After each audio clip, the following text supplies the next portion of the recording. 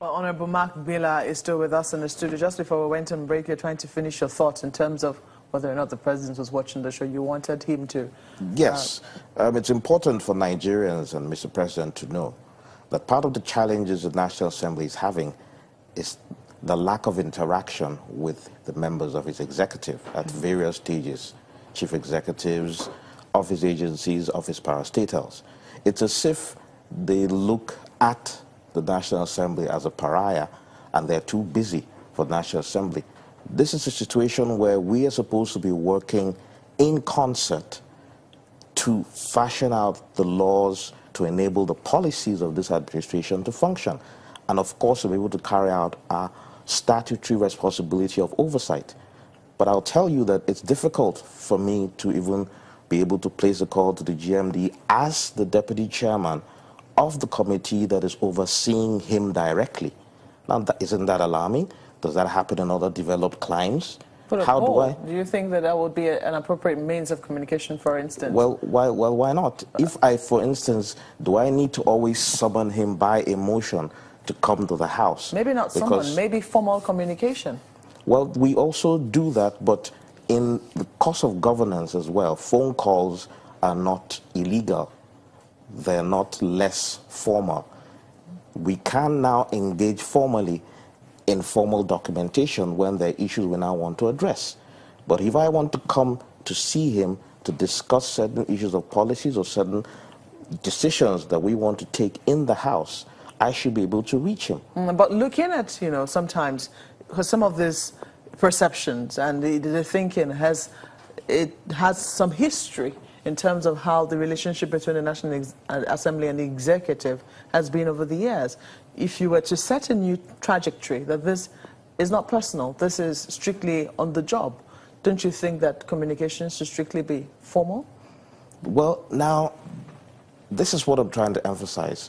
Obviously, for all of us in the House of Representatives, it's about our constitutional responsibilities. We all eschew partisanship, every sense of nepotism. You can speak for all your colleagues? Well, yes, I can speak particularly as it relates to my committee and this situation, for instance. How do you know that? Because I am in the leadership of the committee, and we, of course, liaise directly with the leadership of the House and other members of the committee. Every committee constitutes not less than 30 to 35 members. And you say you can vouch for the integrity of all members of your committee? No, I'm not saying vouching for their integrity. Yes. I'm saying that because we drive the work of the committee, we have been able to instill in every member the fact that our focus is on being patriotic Nigerians who are interested in what concerns this country. That is the whole essence of leadership. So were you suggesting then that because the Senate has already moved a motion on the matter and looks like it's setting in place a committee to investigate what's going on, the House will be asking to join that committee? Maybe there might be a joint committee? Okay, not necessarily a joint committee, but if it is necessary, because we probably might have a different perspective on other details they're not privy to. So yes, that's why I mentioned the word I use is in liaison. So we'll be engaging the Dramati personnel on a committee level, while they too, of course, have their own ad hoc committee that has been set up in this regard. But definitely there will be some sort of collaboration with the Senate so we don't duplicate activities and functions as well. So are you scared too that this could become political? I mean, only recently, yesterday or 2 days ago, we saw that another letter was purportedly leaked, some investigation that the EFCC was said to have been carrying out sometime last year on the Minister of State for Petroleum. Well, yes, unfortunately, that is our concern, and which is why we were going to wade into this issue swiftly to prevent it from degenerating. Like I started to say from the onset, it is about protecting the mainstay of our economy. It is about enhancing the reforms in that sector. And it is about protecting the interests of this country and her citizens. So definitely, it's a concern for us. And my appeal and our appeal to all those involved is to realize that this is beyond individuals. Are you impressed with the response of the executive arm of government so far to these allegations? Well, there has been no response so far. So obviously we're not impressed.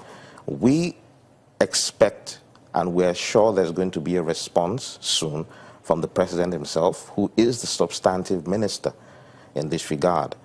You know, so definitely we are expecting him to respond, because these are very weighty issues that obviously would require investigation.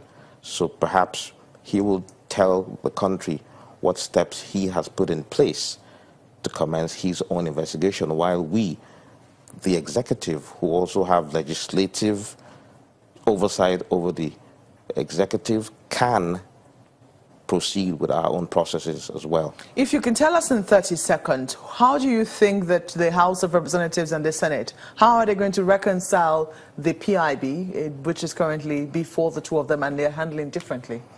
Okay, no, we're not handling it differently. Let me correct that. We also are looking at it in the House in piecemeal, the legal regulatory framework, the fiscal framework, the HOSCOM. The difference is the HOSCOM aspect of it is what the Senate has not decided to address yet. So it's very easy to harmonize, because we just felt, that's why you thought it was, we're looking at it more holistically, because we also included the HOSCOM, which is the host community. So definitely there's no area of disagreement. The harmony will definitely be done, because we also are in receipt of their own PIB draft, and they are in possession of ours as well. So there is basically no clash in that regard. Well, Honorable Mark Bila, we have to thank you most kindly for coming on Sunrise Daily. He is the Deputy Chairman, House Committee on Petroleum Resources Upstream. Sunrise Daily continues about now. It's back to you, Chamberlain, and your time in Lagos.